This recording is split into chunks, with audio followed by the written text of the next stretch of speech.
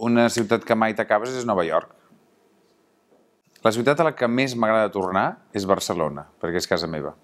A l'estiu m'agrada molt anar al mar quan ja he estat a la muntanya.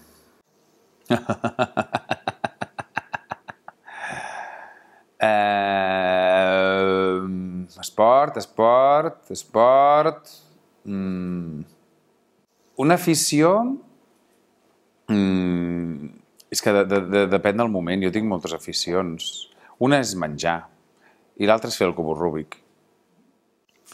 Jo sempre vaig amb moto a tot arreu, però a l'hivern vaig amb cotxe.